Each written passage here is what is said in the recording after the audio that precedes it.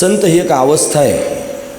संत ही त्यांनी पदवी आपण जरी म्हणत असलो तरीसुद्धा संत ही एक अवस्था आहे. त्या अवस्थेपर्यंत गेलं पाहिजे महाराज. संत म्हणजे काय? ते त्यांनी महाराज कसे असतात ते म्हणले, कृपाळू तत्वे सती अनावृत्तत्वे सती हित प्रापकत्वम संतत्वम. जे कृपाळू असतात, जे आपलं त्यांनी महाराज अनावृत्त असतात आणि स्वतःहून आपलं हित करून देतात, त्यांना संत असं म्हणायचं. ज्यांना काही घेणं देणं नाही कशाशीच, ते त्यांच्या मस्तीमध्ये मस्त आहेत. त्यांच्याकरता शब्द वापरताना म्हणले ब्रह्ममूर्ती संत. ते सामान्य नाही, ब्रह्ममूर्ती म्हणजे ब्रह्मस्वरूपाला प्राप्तच झालेले आहेत. ब्रह्ममूर्ती संत जगी अवतरले आणि उद्धाराय आले दीनजना. त्यांना स्वतःचं काही कर्तव्य शिल्लक राहिलं नाही, तरीसुद्धा त्यांनी कर्तव्य लोकांकरता धारण केलं. तया हे कर्तव्य असे उरले लोका लागे, लोकांकरता कर्तव्य. अशी त्यांनी अवस्था संतांची असते. जगत कल्याणाकरता, जगत हिताकरता ते अट्टहास करत असतात. असे असणारे संत आहेत. म्हणजे या संतांकडे पाहिलं तरी आपलं जीवन मंगलमय होऊन जातं महाराज. तैसे मुक्ता ते अवधारिता ला ही जी आपुलीचं मुक्तता, त्या मुक्त पुरुषांना पाहिलं की आपलीच मुक्तता त्यांनी पाहायला मिळते. म्हणजे संत मायबाप असे आहेत, जगदोद्धाराकरिता अवतार घेऊन येत असतात. म्हणून त्या संतांचा महिमा काही विलक्षण आहे. जगाच्या कल्याणा संतांच्या विभूती, देह कष्टविती परोपकारे. जगत कल्याणाकरिताच संत त्यांनी प्रत्यक्ष अवतीर्ण होत असतात. म्हणून ते संत अतिशय विशेष आहेत, फार महत्त्वाचे आहेत महाराज. संसारी असणारा जो जीव आहे ना, तो जीव साधक होतो. तो साधना करून त्यांनी सिद्ध होतो आणि सिद्ध झाल्यानंतर ज्या वेळेला त्यांनी कोणत्याच प्रकारचं कर्तव्य त्याला शिल्लक राहत नाही आणि तोच सिद्ध त्यांनी महात्मा जगताच्या उद्धाराकरिता अट्टहास करतो, त्यावेळेला त्याला संत म्हणलं जातं. किती टप्पे झाले. संसारी असणारा जीव, त्या संसारी जीवानं साधना केली की तो होतो साधक. आधी असतो संसारी, नंतर होतो साधक, मग साधना करून होतो सिद्ध आणि सिद्ध झाल्यानंतर त्याचं काम पूर्ण झालं आणि आता तो जगताचं हित करण्याकरिता जेव्हा निघतो त्याला म्हणतात संत. आपल्या स्वतःकरता त्यांनी अट्टहास करून मुक्त होण्याकरिता साधना करतो आणि साधना करून अशा पद्धतीने मुक्त होतो, त्याला साधू असं म्हणायचं. काय म्हणायचं? साधू असं म्हणायचं. पण ज्याचं स्वतःचं कार्य साधलेलं आहे आणि स्वतःचं कार्य साधल्यानंतर तो जगाचं कार्य सिद्ध करण्याकरिता निघालेला आहे, त्याला संत असं म्हणायचं. आता मी सोप्या व्याख्या करून तुमच्यासमोर सांगतो आहे. हे संत त्यांनी सामान्य नसतात. शांता महांतो निवसंती संतो वसंतवल्लोक हितंचरंतः. शंकराचार्य वर्णन करून सांगतात. ते त्यांनी कसे असतात संत? शांतता व महानता हा ज्यांच्यामध्ये त्यांनी विशेष असणारा गुण वास्तव्य करतो. शांतता असते आणि महानता त्यांनी त्यांच्या ठिकाणी असते. असे संत असतात जे त्यांनी लोकहिताकरताच विचारणा करतात. स्वतःचं काही कर्तव्य शिल्लक राहिलं नसतं. चौथ्याची ठाई काही करण्याची नाही अशी अवस्था निर्माण झालेली असते. पण तरी पण विचारण करतात, लोककल्याणाकरता, जगाचं हित व्हावं याच्याकरता अट्टहास करतात. ते संत आहेत. जिकडं जातील तिकडं त्यांनी वसंत ऋतूसारखं वातावरण निर्माण करतात. वसंत ऋतू आल्यावर त्यांनी नवपालवी फुटते की नाही महाराज सगळीकडं. तसं संतांचं आगमन जर आपल्या जीवनामध्ये झालं तर आपलं जीवन बहरून जातं. असं विशेषत्व संतांकडे त्यांनी प्रत्यक्ष पाहायला मिळतं. म्हणून ज्यांनी स्वतःचा भवसागर संपवलेला आहे, ज्यांना तिळमात्रसुद्धा भवसागर, भवनदी, भवसमुद्र राहिला नाही, असे असणारे संत असतात महाराज. मग काय केलं? ते बाकीच्यांना भवसागरातून पार करण्याकरिता अट्टहास करतात. ते खऱ्या अर्थानं संत आहेत. मग कोणत्या पद्धतीनं भवसागरातून तारून नेतात? सन्मार्ग वर्तिनो संतहा. जे सन्मार्गावर त्यांनी वर्तन करतात आणि मग त्यांनी जगाला तिथपर्यंत घेऊन जाण्याचा प्रयत्न करतात. पण असे असणारे संत त्यांनी आहेत. मग ते सर्वश्रेष्ठ आहेत. ते जगामध्ये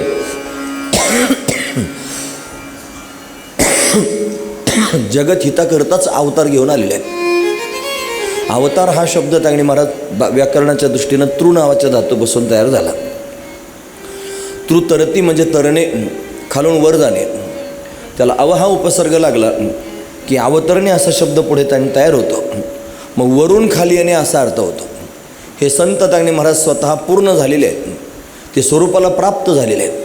पण स्वरूपाला प्राप्त झालेले असून सुद्धा त्या स्थितीला सोडून सामान्य लोकांचा उद्धार करण्याकरिता खाली येतात. म्हणजे ते अवतरतात. म्हणजे त्यांचा अवतार होतो. संतांचा काय होत असतो? अवतार होत असतो. अवतार दोघांचा होतो. एक देवाचा होतो, दुसरा संतांचा होतो. दोघे त्यांनी अवतार घेऊन येतात. माऊली महावैष्णव भगवान ज्ञानोबा यांना अवतार घेऊन आता किती 750 वर्ष त्यांनी झालेली आहेत. म्हणजे आता ज्ञानोबरायांच्या अवतरणाचा कालावधी आहे. म्हणून त्यांनी महाराज मोठा सोहळा आपण त्यांनी सुवर्ण महोत्सवी या ठिकाणी संपन्न करतो. जगद्गुरु तुकोबारायांनी अवतार पूर्ण केला आणि सदैव वैकुंठाला गेले. त्याला आता 375 वर्ष झाले. म्हणजे त्यांनी तो 375व्या वर्षाचा सोहळासुद्धा आपण सर्वजण साजरा करतो. म्हणून संत त्यांनी अवतीर्ण होतात तोही सोहळाच आहे. आणि संत त्यांनी सगळं कार्य पूर्ण करून अशा पद्धतीने परत निजधामाला जातात, तो सुद्धा सोहळाच आहे. असे सोहळे आपण संतांचे या ठिकाणी करत असतो. का? ते अवतार घेऊन येतात. अवतार म्हणजे त्यांना काही कर्तव्य नसताना सुद्धा आपल्याकरता खाली येणं आणि आपल्यापर्यंत येऊन त्यांनी दिव्य असणारं कार्य करणं हा त्यांचा अवतार आहे. म्हणून आपल्या वारकरी संप्रदायातले पहिले संत जर कोणते असतील तर श्री सनकादिक संत आहेत महाराज. मी त्यांना संत म्हणतो असं नाही. याच्यावरूनच आपण लक्षात घ्यायचं. बऱ्याच लोकांचा गैरसमज आहे. ते म्हणतात आपला हा जो संप्रदाय आहे हा संप्रदाय ज्ञानोबरायांपासून सुरू झाला. आम्ही पहिल्यांदा शंकराचार्यांची दिंडी घेऊन गेलो पंढरपूरला. त्यावेळेला काही हुशार लोक रस्त्यात भेटले, त्यांच्या पण दिंड्या होत्या आणि ते त्यांनी रस्त्यानं चर्चा करायला लागले. एका ठिकाणी 2-3 दिंडे एकत्र होते आणि त्यांच्यात आमचं कीर्तन होतं. म्हणजे त्यांच्यात काय कोणी कीर्तनकार नव्हते, ते फक्त चालत होते. पण बरेच होते त्याच्यामध्ये विद्वान लोक आणि कीर्तन आपलं होतं. मग ते कीर्तन करत असताना शंकराचार्य बरोबर होते. मग आम्ही त्यांची महती सांगायला लागलो. ते कीर्तन झाल्यानंतर 4-2 त्यांनी भेटण्याकरिता आले. ते म्हणले तुम्ही शंकराचार्यांची दिंडी घेऊन आले, हे योग्य नाही. वारकरी संप्रदाय हा ज्ञानोबरायांपासून सुरू झाला. मग वारकरी संप्रदाय जर ज्ञानोबरायांपासून सुरू झाला तर मग तुम्ही सनकादिक संत म्हणविता कृपावंत एवढा करा उपकार सांगा देवा नमस्कार, हे कुठून आले? मग वारकरी संप्रदाय जर ज्ञानोबरायांपासून सुरू आहे तर मग सनकादिकांचं त्याच्यात नाव घ्यायचं काय कारण? ते तर आधीचे आहेत ज्ञानोबरायांच्या. तसं नाही महाराज. हे त्यांनी आपण जसे त्यांनी तयार करू सूत्र तसे तयार होतात. पण आपला संप्रदाय त्याच्याकरिता संप्रदायाची महती सांगितली, तो अनादी आहे, तो काय आजचा नाही. ज्ञानोबरायांनी फक्त आपल्या सर्वांच्या समोर तो प्रगट केला. आपल्या सर्वांच्या समोर विशेष रूपाने त्यांनी अशा पद्धतीने मांडला. माझे जीवेची आवडी पंढरपुरा नेन गुढी पांडुरंगी मन रंगले गोविंदाचे गुणी वेधले, असं ज्ञानोबराय त्यांनी म्हणले. आणि ज्ञानोबरायांनी खरोखर त्यांनी महाराज धर्मध्वजा खांद्यावर घेऊन अशा पद्धतीने पंढरीची वारी केली. त्यांच्यापासून मग त्याच्या आधी काही वारकरी झाले नाहीत का? त्याच्या आधीसुद्धा आद्य शंकराचार्यांसारख्या महापुरुषांनी खांद्यावर त्यांनी धर्मदंड घेऊन धर्मध्वजा घेऊन आणि केरळ प्रांतातून पंढरपुरापर्यंत पायी प्रवास केलाच ना महाराज. आणि फक्त पायी प्रवास केला असं नाही तर शंकराचार्यांनी पंढरीचं महात्म्य आपल्या सर्वांच्या समोर सांगितलं. ते म्हणले महायोगपीठे तटे भीमरथ्यम, भीमरथीच्या तटावरती महायोगपीठ त्यांनी प्रत्यक्ष प्रगट झालेलं आहे. म्हणून त्यांनी महाराज पंढरी सामान्य नाही, हे महायोगपीठ आहे हे शंकराचार्यांनी आपल्याला सांगितलं. आणि तो पांडुरंग सामान्य नाही, तो प्रत्यक्ष परब्रह्मलिंगम भजे पांडुरंगम, तो परब्रह्म आहे हे सुद्धा त्यांनी सांगितलं. मग त्यांनी आपल्या संप्रदायातले त्यांनी ते संत आहेत. म्हणून आपला संप्रदाय हा त्यांनी अनादी असणारा संप्रदाय ज्ञानोबरायांनी विशेष रूपानं तो आपल्यासमोर प्रगट केला. सूत्रबद्ध त्यांनी महाराज त्याला दिशा दिली आणि आपण सर्वजण त्या संप्रदायाच्या माध्यमातून प्रवास करू लागलो. आपण ज्ञानोबरायांचे पायीक झालो. ज्ञानोबरायांच्या मार्गावर आपण सर्वजण त्यांनी चालू लागलो. आपण फार भाग्यवान आहोत. ज्ञानोबरायांसारखे महापुरुष ते आपल्याला दाखवत आहेत. असं जर नसतं तर ते असं म्हणले नसते, व्यासांचा मागोवा घेतो आणि भाष्यकारात ते वाट पुसतो. त्या रस्त्यानं जायचं आहे. मग भाष्यकार त्यांनी अनेक भाष्यकार आहेत, पण सगळ्या भाष्यकारांचं ज्ञानोबरायांचं मत जुळत नाही महाराज. ज्ञानोबरायांचं मत एकाच भाष्यकाराबरोबर जुळतं, ते आहेत आदि शंकराचार्य. मग शंकराचार्यांना रस्ता विचारतायत म्हणजे त्या मार्गानं शंकराचार्य आधी गेलेले आहेत. मग ज्ञानोबराय म्हणतात मी त्या मार्गानं प्रवास करतो आहे. जर ही ओवी ज्ञानोबरायांनी घातली नसती ना ज्ञानेश्वरीमध्ये तर आम्हाला हे असं मांडताच आलं नसतं. फार महत्त्वाचा विचार आहे मला. म्हणून हा संप्रदाय अनादी आहे, ते तेव्हापासून सुरू आहे. मग यातले सगळे संत आपण भगवान शंकरापासून पाहू शकतो. किंवा याच्यातले आमचे बाबा म्हणतात, बाबा म्हणजे परमपूजनीय आदरणीय प्रातस्मरणीय संत चरणरथ छगन महाराज बाळनाथगडावरचे बाबा. ते म्हणतात वारकरी संप्रदायातले पहिले संत जर कोण असतील तर सनकादिक संत आहेत. सनक, सनंदन, सनातन आणि सुजात हे 4 जण भाऊ आहेत महाराज. हे ब्रह्मदेवाचे मानसपुत्र आहेत. ब्रह्मदेवाच्या घरी प्रगट झाले. ब्रह्मदेवाला भगवंतानं सृष्टी निर्माण करायला सांगितली. ही सृष्टी निर्माण झाली त्यावेळेला पूर्वी कोठेच नव्हते काही. चंद्र सूर्य तारा पाही, अवघे शून्याची होते पाही, काहीच नव्हतं. तिथं फक्त एक सच्चिदानंद घन असणारं ब्रह्म होतं. त्या ब्रह्मस्वरूपावर त्यांनी महाराज प्रकृती आध्यस्त प्रतीतीला आली. त्या प्रकृती परमात्म्याचा त्यांनी अनादी कल्पित तादात्म्य संबंध झाला.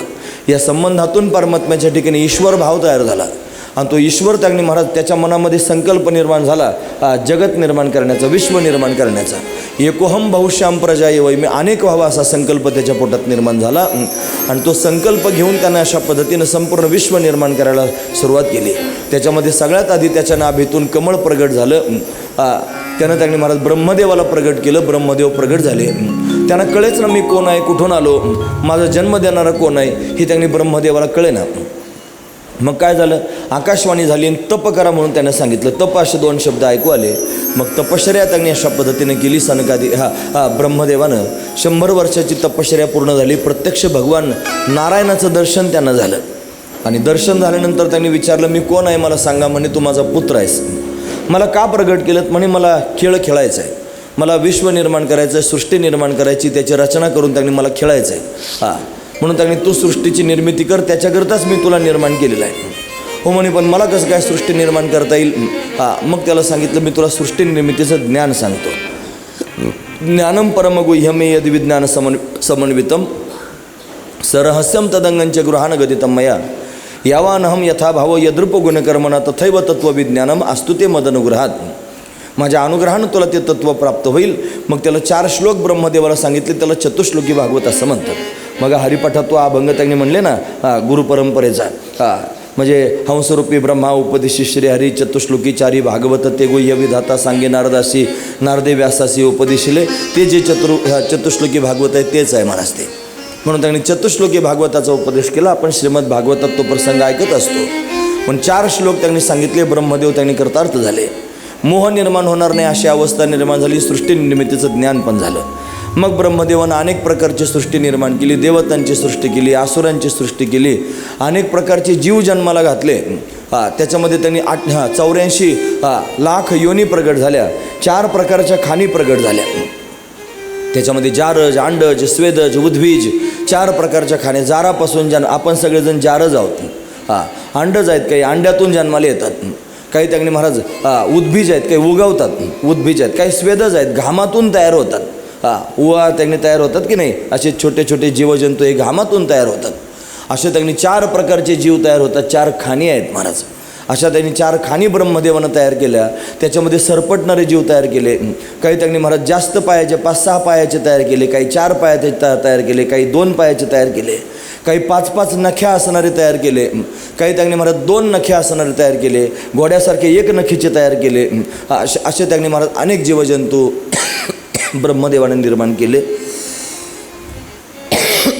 पण ब्रह्मदेवाला समाधान मात्र झालं नाही. का बरं समाधान नाही? ब्रह्मदेवाला असं वाटलं हे सगळे जीवजंतू निर्माण झाले, पण प्रत्यक्ष भगवंताला मी पाहिलंय. तो भगवान कसा आहे त्याचं ज्ञान मला झालेलं आहे. त्याने स्वतः सांगितलं अहमेवा समेवाग्ने नान्यद्यत् सत्सत्परम पश्चादहम यदेत्यच्च यो शिष्य तस्मेहम. त्यानं परमात्मा तत्वाचं मला ज्ञान सांगितलं. त्यानं माया तत्व सांगितलंय, त्यानं जगत तत्व सांगितलं, त्यानं आत्मतत्व मला सांगितलंय. त्या परमात्म्याच्या सगुण निर्गुण रूपाचं मला पूर्णपणे ज्ञान झालेलं आहे. पण ते ज्ञान त्यांनी एवढे जीवजंतू मी निर्माण केले याच्यापैकी कोणालाच होण्यासारखं नाही. मग असा एखादा जीव निर्माण झाला पाहिजे की ज्याला भगवत स्वरूपाचं ज्ञान असलं पाहिजे, ज्यानं भगवंताला ओळखता आलं पाहिजे, ज्याला भगवान कळालं पाहिजे, असं कोणीतरी तयार झालं पाहिजे. असा विचार ब्रह्मदेवानं मनात केला आणि त्याचा परिणाम जर काय झाला असेल, भगवंतानं तो विचार स्वीकारला आणि ब्रह्मदेवाच्या मनापासून त्यांनी 4 पुत्र प्रगट झाले. ते त्यांनी 4 पुत्र म्हणजे प्रत्यक्ष परमात्मा स्वतःच त्या 4 रूपानं प्रत्यक्ष प्रगट झाला. ते एक सनक, सनंदन, सनातन आणि सुजात हे 4 त्यांनी भाऊ आहेत महाराज. आता पहिल्याचं नाव सनक आहे. मग आता 4ही सांगायचे म्हणल्यानंतर प्रत्येक वेळेला 4 नावं घेण्यापेक्षा सनक अधिक असं त्यांनी म्हणलं. सनक अधिक, सनक आणि बाकीचे 3 म्हणजे सनक अधिक असा शब्द तयार झाला. मग सनकाधिक शब्द आला की 4 आपोआपच डोळ्यासमोर उभे राहतात. असे 4 त्यांनी भावंड प्रत्यक्ष प्रगट झाले. ते सामान्य नाहीत, ते 2 अंगानं पाहता येतात. ते भगवंताच्या 24 अवतारातला पहिला अवतार पण आहेत आणि संत मालिकेतले पहिले संत पण आहेत. असं श्रेष्ठत्व सनकाधिकांना त्यांनी प्राप्त झालं. ते प्रत्यक्ष प्रगट झाले महाराज. सनकाधिक भगवान की जय जय. सनकाधिक संत प्रगट झाले, त्यांचं प्राकट्य झालं. आता आपण संत कथा ऐकतो. आता पूर्वपीठिका मला जी मांडायची होती ती मी तुमच्यासमोर मांडली. संत काय येतात मी तुम्हाला आगम निगमापासून त्यांनी सुरुवात करून 5-10 मिनिटात ते मुद्दे सांगून या मुद्द्यापर्यंत आणलं आहे. सनकादिक संत प्रगट झाले. या सनकादिकांनी अनेकांना उपदेश केला महाराज. भागवतामध्ये अनेक राजे श्रेष्ठ असणारे महापुरुष की ज्यांना शेवटच्या काळामध्ये सनकादिकांची संगती झाली आणि सनकादिकांनी त्यांना उपदेश अशा पद्धतीने केला आणि ते कृतार्थ झाले, उद्धरून गेले. नारदांसारख्या महापुरुषांना सनकादिकांनी उपदेश करावा एवढं श्रेष्ठत्व कोणाचं आहे? सनकादिक संतांचं आहे. म्हणून सनकादिक आणि हंस भगवान यांचा त्यांनी महाराज संवाद आहे. एकनाथी भागवत जर आपण पाहिलं असलं तर हंसगीता पाहायला मिळते. परमात्मा हंस रूपानं प्रगट झाला, मग त्यांनी ब्रह्मदेव त्यांनी आहेत, असा त्यांनी संवाद गोड त्यांनी निर्माण झाला. सनकादिक संत आहेत, त्यांनी अनेक प्रकारचे प्रश्न विचारले आणि मग त्यांनी महाराज त्यांनी उत्तर दिलं, कोण आहात तुम्ही? मग त्यांनी उत्तर दिलं हंस. परत विचारला, पण तुम्ही कोण आहात? म्हणे हंस. नाही कळत तुम्हाला? हंस हंस तो मी आहे हंस. हा महावाक्याचा भावार्थ आहे महाराज. महत्त्वाची गोष्ट आहे, आपल्या सगळ्यांजवळ आहे महाराज. ते आपल्या प्रत्येकाच्या श्वासाश्वासात ते भरलेलं आहे. रात्रंदिवस त्यांनी चालू आहे. 21,600 असा श्वास आपला त्यांनी प्रत्येक दिवसात त्यांनी वाहतो 24 तासामध्ये आणि त्याच्यामध्ये हंस तत्व त्यांनी गच्च भरलेलं आहे. आणि हे आपल्याला असं कळणार नाही, ते परमात्म्यानं आपल्या सर्वांच्या समोर प्रगट करून सांगितलं. विचारलं तू कोण आहेस? त्याने सांगितलं हंस. तिथंच पण तू कोण आहेस सांग. परत सांगितलं हंस. तोच आहे मी. हा महत्त्वाचा विचार. मग आपण सुद्धा लक्षात घेतलं पाहिजे, मी सामान्य नाही, तोच आहे मी, तो मी, तो मी, तो मी, तो मी. हे जास्त महत्त्वाचं चिंतन आहे. हे सांगण्याकरिताच ते प्रगट होत असतात. हा महत्त्वाचा. सनकादिकांना तो बोध त्यांनी प्राप्त झाला आणि तो बोध सनकादिकांनी अनेकांना अशा पद्धतीने प्राप्त करून दिला. असे श्रेष्ठ सनकादिक संत आहेत. ते अखंड भगवंताचं चिंतन. ब्रह्मदेवानं त्यांना पाहिलं, फार समाधान वाटलं. मला 4 मुलं झाले. त्यांना ब्रह्मदेवानं त्यांनी पाहिल्यानंतर त्यांनी नमस्कार केला बापाला. म्हणे आम्हाला काय आज्ञा आहे? ते म्हणले तुम्ही असं करा, सृष्टीचा विस्तार करा.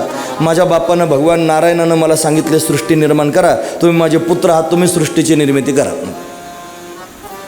ते म्हणले तुमच्या बापानं जरी तुम्हाला सांगितलं असं सृष्टी निर्माण करा, तरी तुम्ही आम्हाला जे निर्माण केलं त्यावेळी तुमच्या मनातला संकल्प असा होता की भगवंताला जाणणारं कोणीतरी असावं. पण आमचा जन्म त्यांनी मला सृष्टी निर्माण करण्याकरिता, संसार करण्याकरिता झाला नसून आमचा जन्म हा भगवंताला जाणण्याकरिता झालेला आहे. आम्ही संसार करणार नाहीत, आम्ही त्यांनी भगवंताचं चिंतन करत राहू. असं म्हणल्यानंतर त्यांनी ब्रह्मदेवाला राग आला. माझे मुलं असून त्यांनी माझं तुम्ही ऐकत नाही तर मला विरोध करता. मग रागावलेल्या ब्रह्मदेवानं सनकादिक संतांना शाप दिला, तुम्ही असेच राहा. असेच राहा म्हणलं की ती 5-5 वर्षाचे प्रगट झाले होते ना, तसेच राहिले महाराज 5-5 वर्षाचे. फार चांगलं आहे महाराज ते 5-5 वर्षाचं वय. ते त्यांनी महाराज विशेष आहे. लहानपण देगा देवा मुंगी साखरेचा रवा. तुकोबराय म्हणतात ना महाराज, हे लहानपणच फार महत्त्वाचं असतं. मोठं झाल्यावर फार कष्ट असतात, फार जास्त जबाबदाऱ्या असतात. मग काम, क्रोधादी विकार आक्रमण करतात, भयंकर परिस्थिती निर्माण होते. पण 5 वर्षाच्या वयामध्ये मात्र ते नाही. तुम्हाला काय वाटतं 5 वर्षाच्या लेकराला राग येत नाही का? येतो ना महाराज. 5 वर्षाचा मुलगा असेल आणि तुम्ही जर त्याला रागावले तर त्याला राग येतो महाराज. तो रागावला आणि थोड्या वेळानं 5 मिनिटानं जर तुमच्या खिशामध्ये एखादी कॅडबरी असली आणि त्याला म्हणले खातो का, आणि सहज जवळ घेऊन जर त्याच्या हातात ती कॅडबरी दिली, एखादं चॉकलेट दिलं की काही क्षणात तो त्याचा राग विसरून जातो महाराज. फार महत्त्वाचा मुद्दा आहे. आणि राग विसरून तो पुन्हा तुमच्याबरोबर पहिल्यासारखाच वागायला लागतो. म्हणजे 5 वर्षाचं जे वय आहे ते वय त्यांनी महाराज क्रोध निर्माण होत नाही असं नाही, पण क्रोध टिकत नाही असं असणार वय आहे. पण हेच जर त्यांनी तुम्ही चांगली समजदार झाले आणि मोठे झाले आणि तुम्हाला जर एखादा मनुष्य त्यांनी रागावला तर तुम्हाला क्रोध येतो. आणि तो क्रोध त्यांनी महाराज असा असतो, तो बऱ्याच काळापर्यंत आपण आपल्या हृदयामध्ये साठवून ठेवतो. त्याच्याविषयीचा राग आपल्याला आलेला असतो आणि आपण त्याचा बदला घेण्याकरिता त्यांनी प्रवृत्त होतो. लहान लेकर त्यांनी बदला घेण्याकरिता प्रवृत्त होत नाहीत. अशी त्यांनी अवस्था. आता फॉरवर्ड झाले सगळे लोक, लेकरं पण फॉरवर्ड झाले, त्याच्यामुळे आता काय करतील सांगता यायचं नाही. पण 5 वर्षाचं वय मात्र असं निर्मोही असणारं वय, निष्काम असणारं वय असतं, निर्विकार असणारं त्यांनी वय असतं.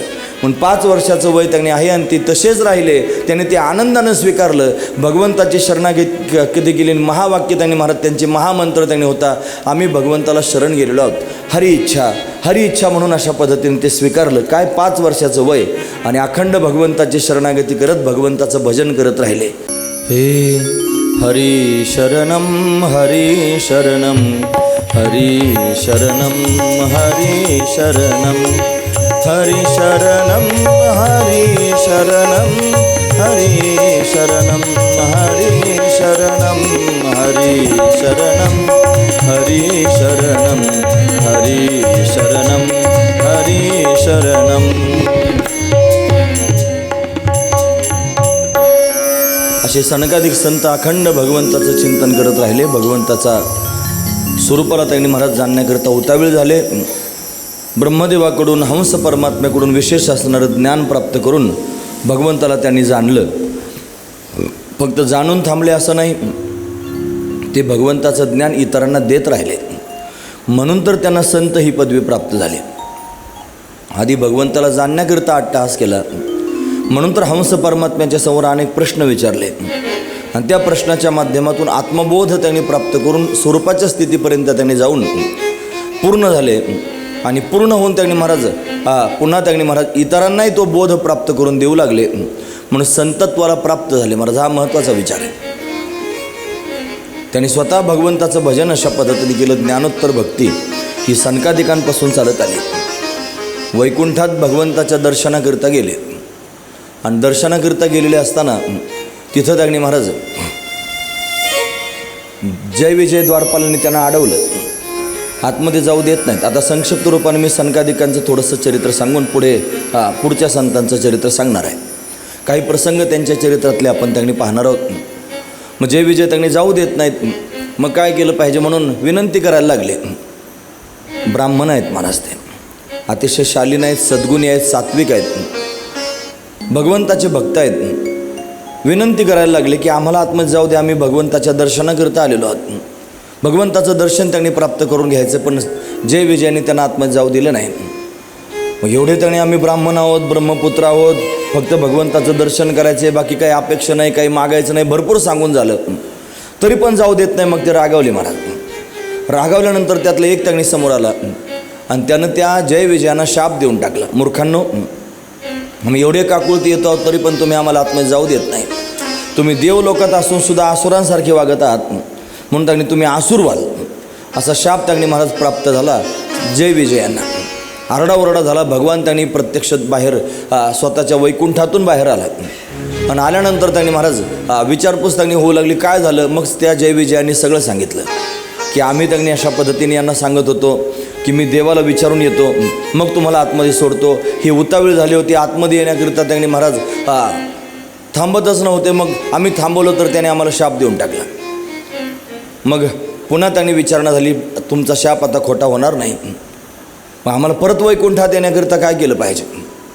ते म्हणले 7 जन्म त्यांनी भगवंताची भक्ती करा म्हणजे तुम्हाला वैकुंठात येता येईल.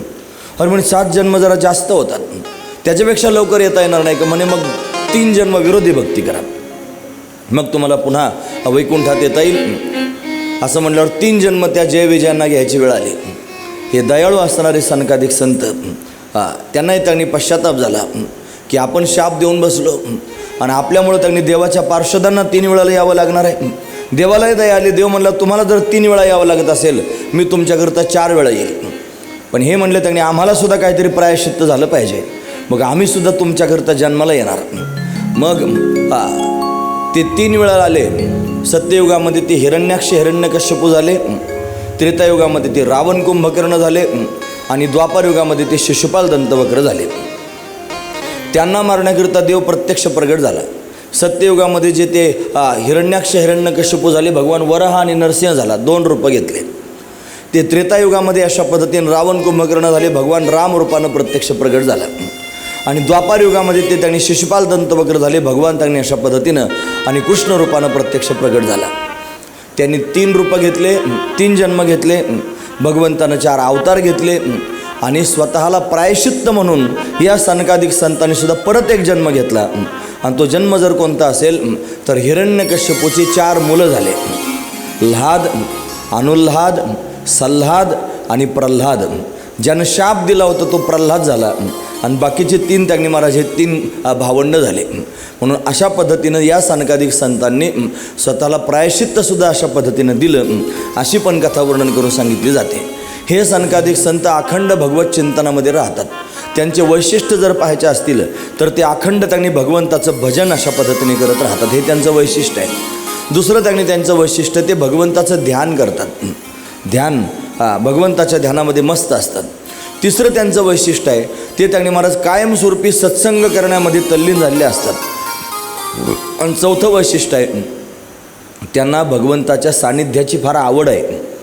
किती गोष्टी झाल्या आता हे संत सांगून झाले.